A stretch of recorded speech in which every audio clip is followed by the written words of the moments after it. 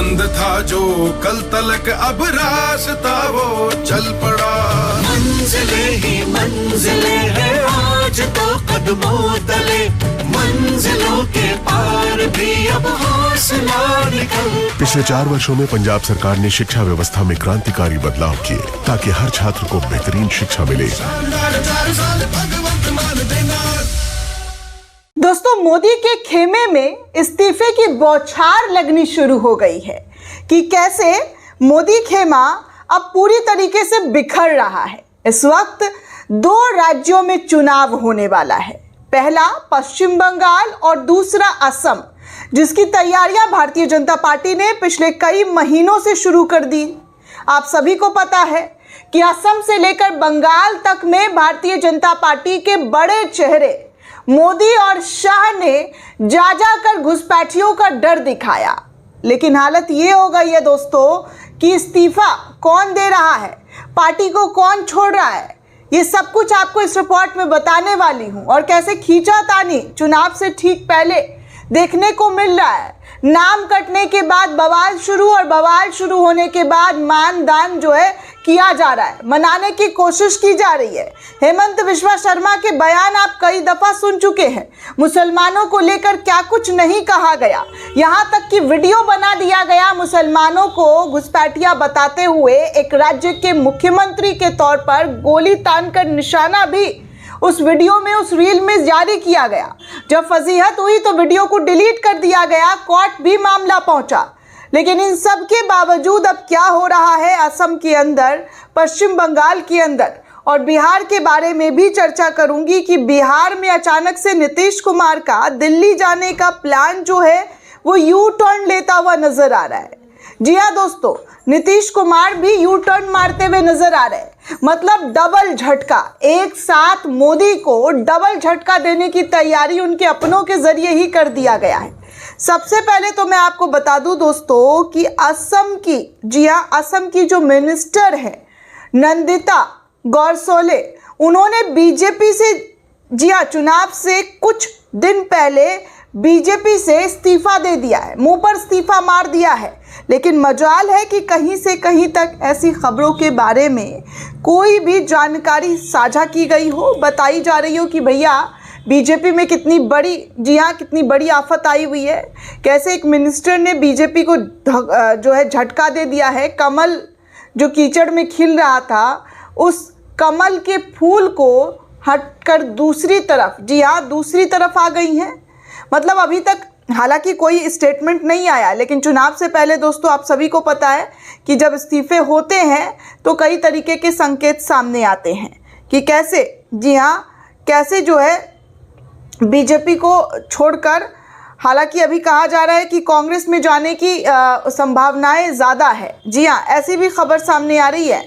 असम में जो बीजेपी की नंदिता गौरलोसा है, वो भाजपा के चुनाव टिकट ना दिए जाने के बाद कांग्रेस में जो है दोस्तों अब शामिल हो गई हैं। ये रिपोर्ट अब सामने आ गया। इस वक्त जो ताज़ा जानकारी आ रही है, अभी कुछ मिनट पहले, कुछ सेकंड पहले ये खबर सामने आई है जो मैं आपकी स्क्रीन पर रख रही हूँ, जहाँ पर कहा जा रहा है, स्क्रॉल की रिपोर्ट है कि पहले तो नंदिता जो है वो बीजेपी में इस्तीफ़ा देकर कांग्रेस को ज्वाइन कर लिया है, क्योंकि विधानसभा चुनाव नज़दीक है और उनका टिकट जो है बीजेपी के ज़रिए काट दिया गया था और उन्होंने कांग्रेस का दामन थाम लिया है।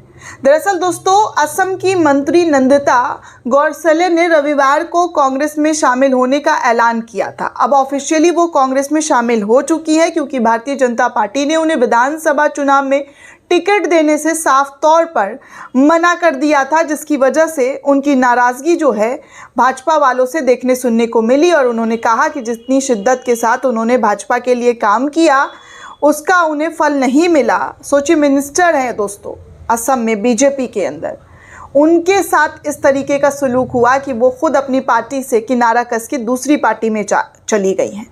दरअसल दोस्तों, कांग्रेस ने कहा कि हाफलोंग विधानसभा क्षेत्र से उसके उम्मीदवार निर्मल लंगथासा ने गौरलोसा को पार्टी का उम्मीदवार बनाने के लिए अपना नाम वापस ले लिया।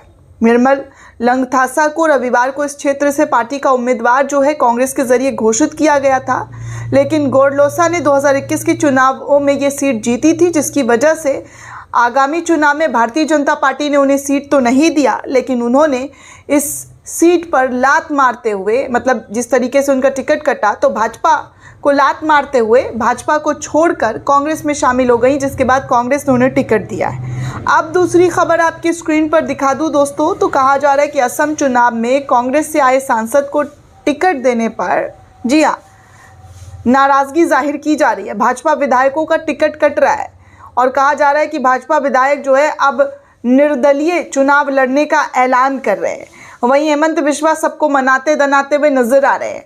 खबर भास्कर की है और भास्कर बता रहा है अपनी रिपोर्ट में कि असम विधानसभा चुनाव से पहले बीजेपी के बेहतर नेताओं की नाराजगी लगातार सामने आने लगी है। पार्टी टिकट से वंचित कई मौजूदा विधायक और दावेदार निर्दलीय चुनाव लड़ने की धमकी दे रहे हैं। सूत्रों के मुताबिक इस स्थिति को संभालने के लिए हेमंत बिस्वा शर्मा को मैदान में आना पड़ा और प्रदेश अध्यक्ष दिलीप सौकिया खुद आगे आकर नाराज नेताओं को मनाने दनाने की कोशिश कर रहे हैं कि पार्टी में ही रहिए, सब कुछ अच्छा होगा। बताया जा रहा है कि दोनों नेता उनकी बात तो मान गए हैं, लेकिन नाराजगी की वजह यह भी बताई जा रही है कि कांग्रेस नेताओं को टिकट जो है हाल ही के दिनों में कांग्रेस के वरिष्ठ नेता प्रद्युत वरदलोई और भूपेन बोरा के बीजेपी में शामिल होने के बाद कहा जा रहा है कि वरदलोई को दीसपुर सीट से, बोरा को बहियापुर सीट से टिकट दिया गया, जो कांग्रेस छोड़कर बीजेपी में शामिल हुए थे। इस फैसले से पार्टी के कई पुराने दावेदारों में नाराजगी बढ़ गई। वैसे बीजेपी का पुराना मतलब रिकॉर्ड रहा है।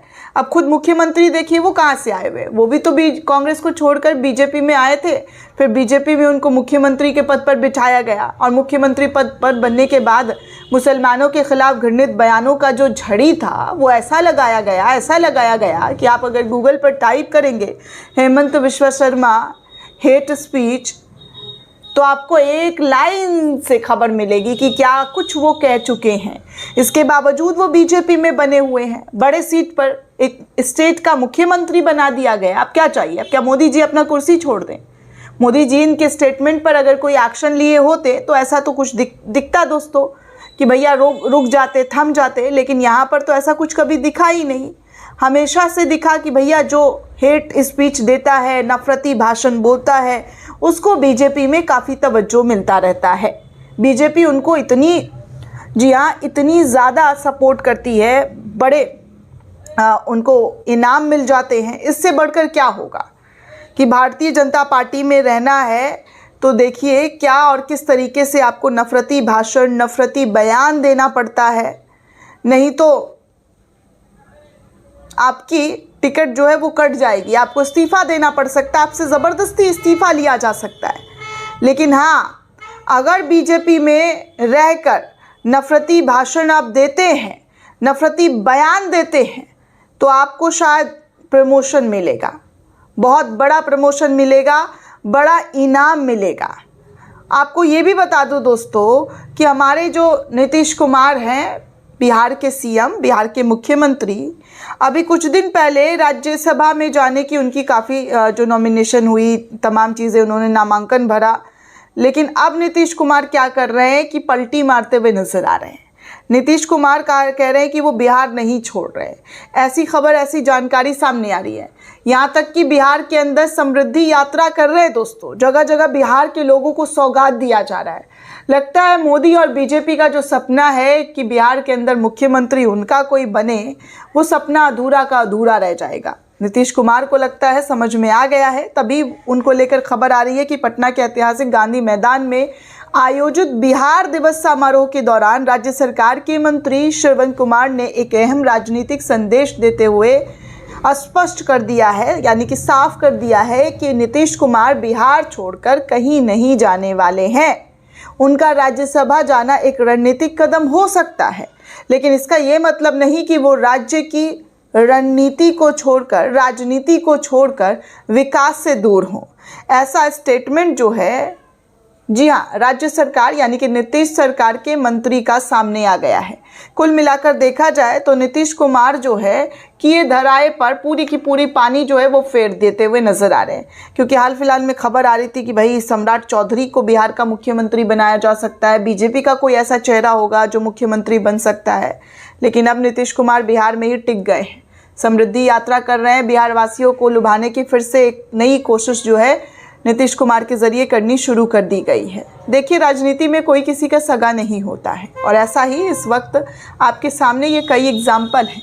टिकट नहीं मिला तो कांग्रेस में चले गए, कांग्रेस में टिकट नहीं मिला तो बीजेपी में चले आए। यही राजनीति है दोस्तों, कि अपने फ़ायदे के लिए लोग कहीं पे भी चले जाते हैं। इनकी कोई आइडियोलॉजी, कोई सोच, जनता क्या सोचेगी, जनता का विश्वास कुछ मैटर नहीं करता। मैटर करता है सिर्फ पावर, कुर्सी, और वो इस वक्त आज के हमारे देश में पॉलिटिशियन के लिए सबसे ज़्यादा इम्पॉर्टेंट है। आपका विकास हो ना हो, आपकी तरक्की हो ना हो, आपको रोज़गार मिले ना मिले, लेकिन हमारी कुर्सी बनी रहनी चाहिए। और इसी कुर्सी के चक्कर में ये सब घनचक्कर हुए फिर रहे हैं। दोस्तों, ये पूरी रिपोर्ट आपको कैसी लगी हमें कमेंट करके ज़रूर बताइएगा। साथ ही साथ चैनल को ज़्यादा से ज़्यादा लाइक, शेयर और सब्सक्राइब करना बिल्कुल भी ना भूलें। शुक्रिया।